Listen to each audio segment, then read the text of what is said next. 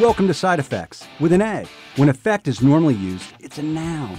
It's already occurred. Effect is a verb meaning action. Action influences outcomes. I'm Scott McGohan. And I'm Anne-Marie Singleton. We will provoke you to think differently. Side Effects, where problems are defined, solutions exposed.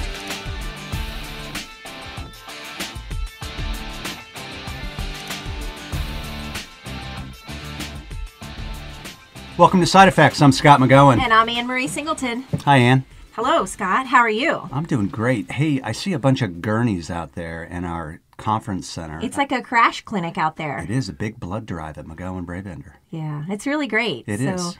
We've got that going on all morning, and even though we're in a studio here this morning, if you hear some noise, it's just maybe a door shutting or some people coming in for their appointment. That's a nice gift to give back.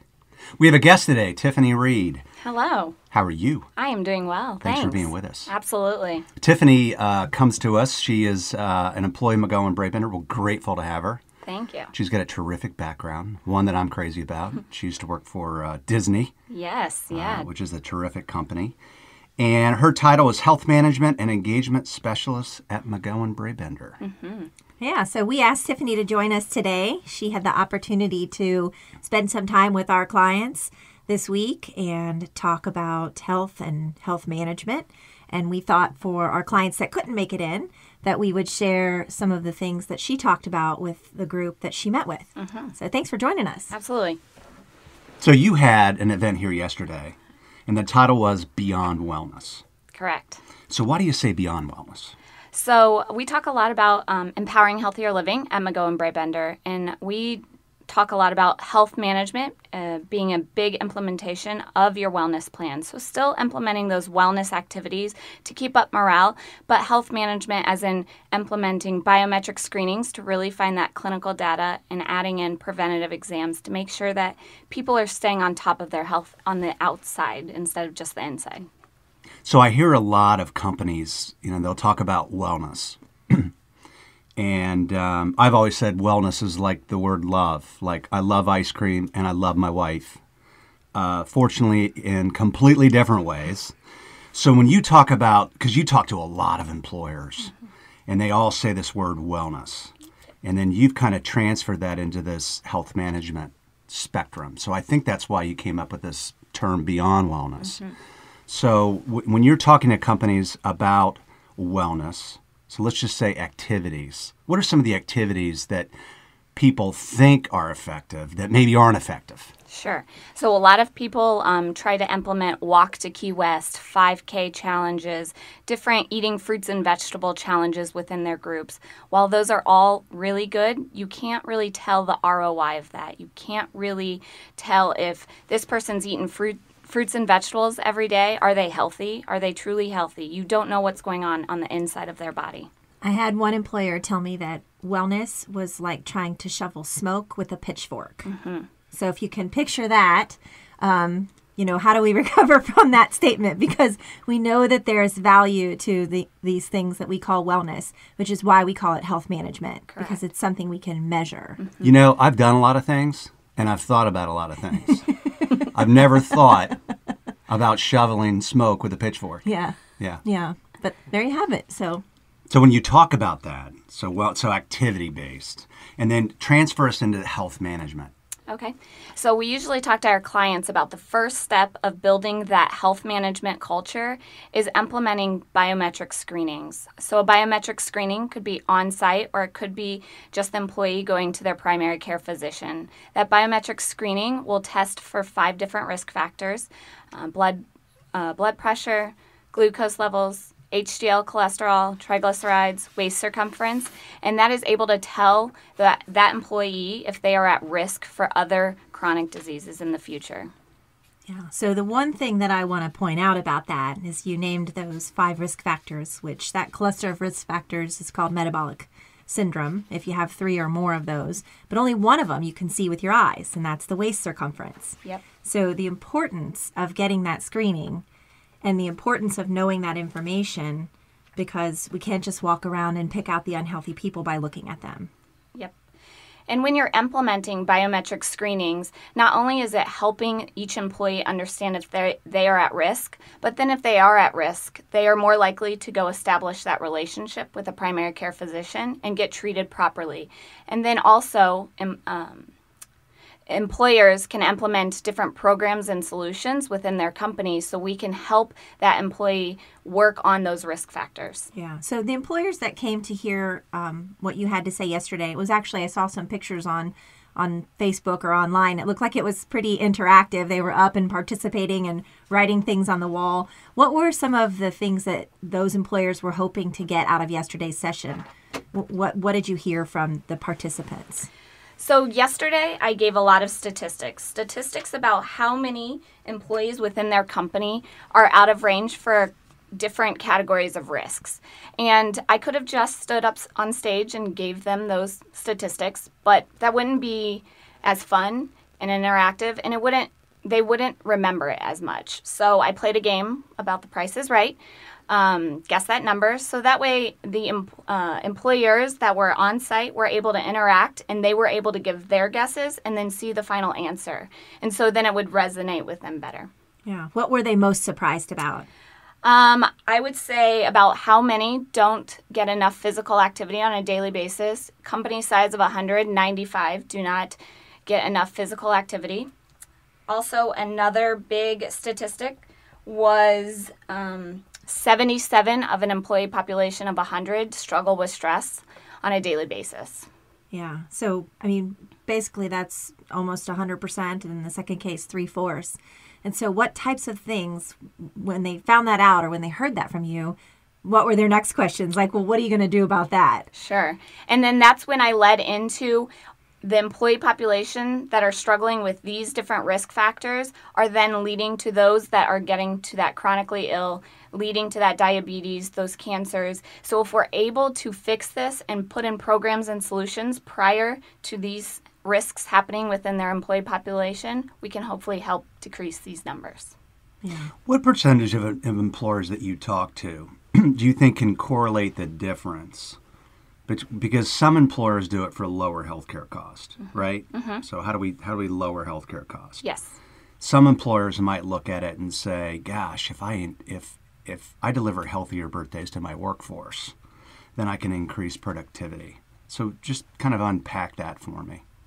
That's a great question, Scott. So according to the 2015 Milliman study, 58% of employers offer wellness and health management plans in order to improve the health of their employees. 24% reduce healthcare costs, and that's their reason for implementing health management plans. So we have it all over the spectrum for different reasonings, but overall, 58% want to actually help improve the health of their employees. Well, I can tell you're healthy, and I can also tell that you can read because I'm looking at Tiffany's notes here, and I can't read them because I don't have my glasses. Oh, and speaking of that, I left the house without my glasses today, too. So Well, we're showing our age then. I know, so I'm not winking at you guys. I'm just trying to see. So one of the things, too, that we talk about in biometrics is a lot of employers sit in this world of, well, I'm just going to do biometric screenings and hope people change. Right. So I'm going to do the biometric screening event. I'm going to distribute the results to the people, and that's going to wake up people, and they're going to change. She's shaking her head no. I do not agree with that. I agree that having a biometric screening is definitely a great first step, phase 1 of implementing health management.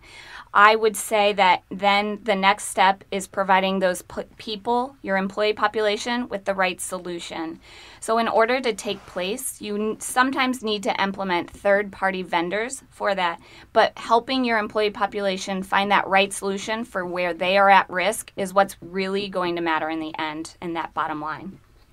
And so I once heard a very smart person who could possibly be sitting in this room, but I'm not sure, say, you can't make a tree grow by yelling at it, and you can't make your employees well by telling them about it. I think you said that, Scott, a long time ago, and that I'm pretty sure I read that because that's pretty profound. Well, I've given you credit for it like 100 times. Okay. But that's sort of what you're saying, Tiffany, right? Is you can't just tell your employees something and then think they're going to take action or understand how that they should go about improving their health. Correct. Because of HIPAA being in place, employers can never know exactly where employees are at risk. When you have that third-party vendor in place, an engagement tool online, so it's able to track specific individualized biometric screening results, it's able to then tell each employee what they need to work on and where they are at risk. As the employer, you don't know exactly where they are at risk. So I like that. So what you're saying is just doing a biometric screening event and sitting on a big old can of hope is not effective. Taking the biometric screening results, housing that information with a third party, where the employer can't look at the elements of a specific person or the results of a specific person, but can look globally across their workforce to be able to say, what's our biggest problem inside of our workforce? Yep. Where do we want to fix it? What do we want to focus on? So if you were going to do activities, you would probably unpack your activities based on the global aspects of biometrics on the global workforce. Yes. And then your role is then to go after the people that have higher biometric results and provide health management strategies to drive and mitigate disease, deliver healthier birthdays to people. You got it. How do you do that?